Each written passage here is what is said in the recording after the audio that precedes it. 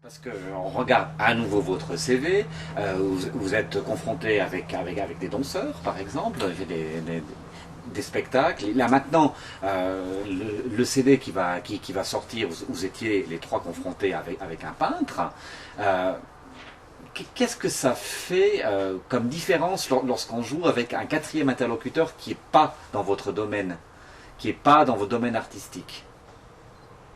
Pour vous, après on va faire les deux. On est toujours dans ce sens de l'ouverture, du coup, parce qu'on est dans le même sujet, mais lui il va l'exprimer avec un autre moyen. Alors du coup, c'est un peu bluffant de voir que finalement, le peintre va utiliser les couleurs, mais il utilise le même outil que nous, c'est le mouvement par exemple, pour appliquer ses couleurs, puis les couleurs on les retrouve en musique aussi. Donc en voyant en simultané en même temps, donc voire dans l'improvisation, en tout cas dans la retransmission en direct, dans l'échange, c'est un partage énorme, parce que ça ouvre des perspectives incroyables sur la manière d'être personnellement en jouant, en voyant l'autre comment lui il voit les choses. En peignant par exemple, ou en dansant. L'espace, enfin c'est quelque chose qui remue.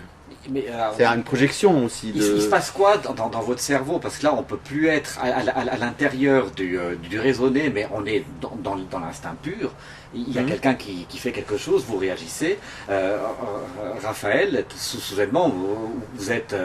on n'a pas cité le nom du peintre, hein, c'est Beauvisy, hein, ouais. Sans bêtise. Oui. Éric Beauvisy. Éric Beauvisy, vous le voyez faire une peinture, là vous êtes là avec vos percussions, on dit, il prend cette couleur, je dois réagir de telle et telle façon, il fait ce mouvement, je dois réagir de telle façon, bien c'est autrement. Ouais, moi j'ai plutôt tendance à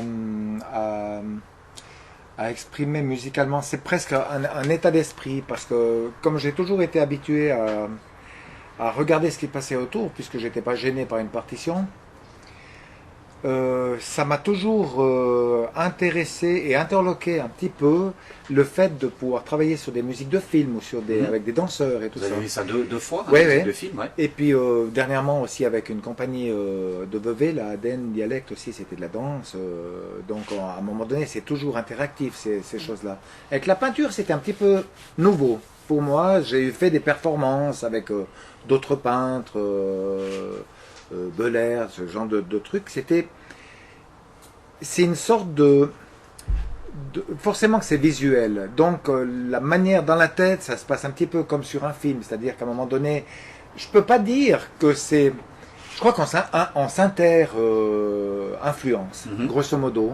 Je pense que tant le peintre, lui, il travaille avec les oreilles, puis nous, on travaille avec la vue. Donc à un moment donné, de toute façon, c'est presque naturel. En tout cas, moi, j'ai pas l'impression de réfléchir pour dire, attends, là, il va passer sur le jaune, qu'est-ce que je vais... voilà. Donc c'est pas prévisible, voilà. Du coup, ouais. S'il est passé au rouge, du coup...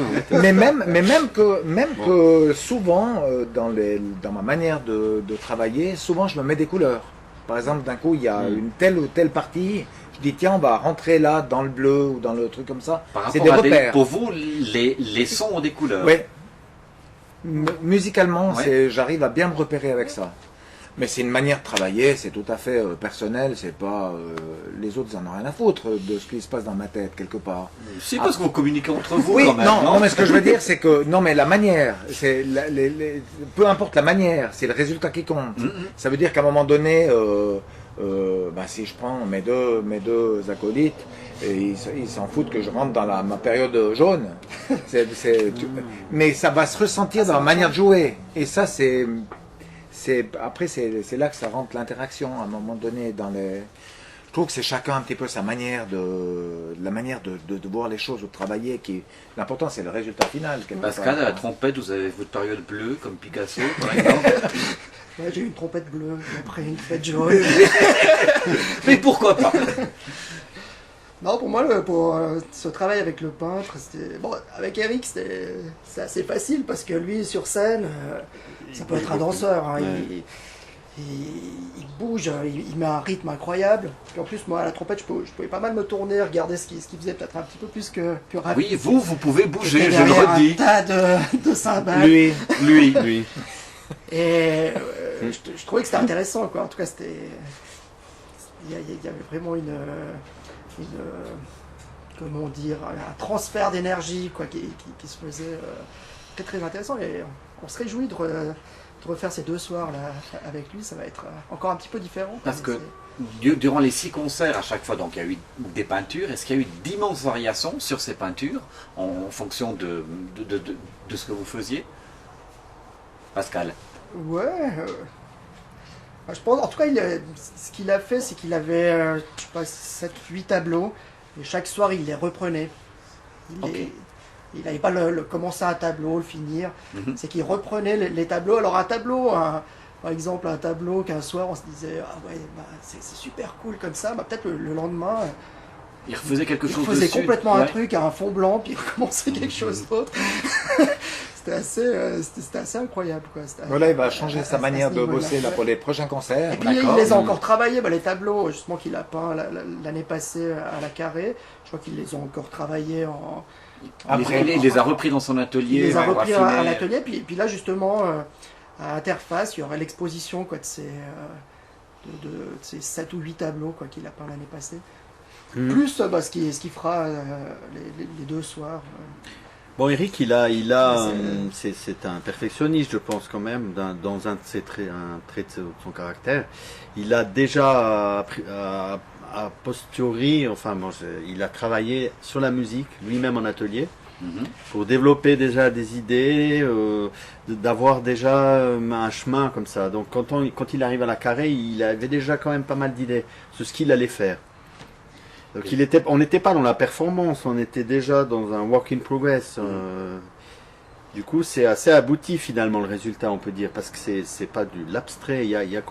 On voit des personnages, c'est quelque chose qui parle assez facilement, je dirais. Je pense. C'est figuratif, ouais. Il y a des symboliques assez fortes. J'ai un peu ironisé facilement, je vous le concède, en début d'interview par rapport au fait qu'il a fallu 1 année pour sortir votre CD. Vous parlez du perfectionnisme de Monsieur Beauvisy, mais vous-même, par rapport à votre masse d'enregistrement, comment ça s'est passé pour sélectionner de façon précise, avec ce qui vous correspondait, ce que vous vouliez dans un résultat final, pour arriver au CD qu'on va voir les 25 et 26? Bon, déjà, on s'est fait un grand tableau. Où chacun a mis des coches dessus sur les morceaux qu'il trouvait bien. C'était quoi? Il y avait plus ou moins 3-4 coches, c'était super bien. Et puis après 2 mois, on arrivait à ressortir, je sais pas, on avait 2 morceaux chaque, 2 pièces chacun. Deux versions. C'est assez démocratique ce que vous dites. Vous avez voté entre vous pour choisir les morceaux où vous retrouviez on les a 3. déjà écoutés individuellement. Ouais. Et puis après, vous avez dit ça. C'est pas évident, parce que chacun trouve. Souvent, dans un morceau, on trouve qu'on a été super, l'autre trouve qu'il n'a pas été terrible. Et puis, après, c'est l'énergie. Mais pour finir, on a trouvé un bon consensus. Oui, parce que en fait, ce qui ressortait de ça, même malgré les petites erreurs ou peut-être les petites imperfections. Mais il y a vous qui les entendez. Absolument, quelque part, oui, parce qu'à un moment donné, là, on a fait surtout apparaître l'état d'esprit et vraiment l'attitude générale des morceaux. En plus, aidé par Bernard Amodru, qui lui avait une oreille complètement externe, c'est l'ingénieur du son qui nous a enregistré. Il a mixé. Et il a mixé surtout. Et dans le mixage, il était très important parce que c'était une oreille complètement, disons, il connaissait la musique, mais j'entends c'est une oreille externe. Il n'avait pas de sentiment. Et en plus, lui, il a aussi une habitude terrible de travailler, ça fait aussi des années qu'il travaille là-dessus, et il a une oreille qui est très affûtée pour savoir, oui, là, oui, mais non. Alors, ce qui veut dire que finalement, on est arrivé à un espèce de consensus, mais sans douleur. Sans douleur, on n'a pas pas de création dans la douleur. C'était assez marrant quand même, étonnant. Il y a même des morceaux qu'on n'a pas mis, quoi. Qu'on n'a pas trouvé. Il y a 3 ou 4 morceaux. Qu'on n'a pas mis. On n'a pas trouvé de version, quoi. Ou alors, c'était souvent des morceaux qui étaient trop longs, ça affaiblissait le général. C'est qu'en public ça passe, mais après sur un CD, c'est ça. C'est un petit peu long. Mais c'est vrai que c'était assez étonnant que ce soit pas, ça n'a pas été très douloureux c'était même après, assez. C'est à trouver l'énergie, parce que chaque soir il y avait une autre énergie sur le morceau, et puis après à retrouver ça justement dans un enregistrement, c'est pas évident. Quoi. Ah, c'est pas évident du tout. Parce Ouais. qu'il y en a qu'on a l'impression le soir, où on l'a joué, que c'était super génial. Puis en Après, réécoutant. quand on l'écoute 10 fois, c'est pas la meilleure fois. Quoi.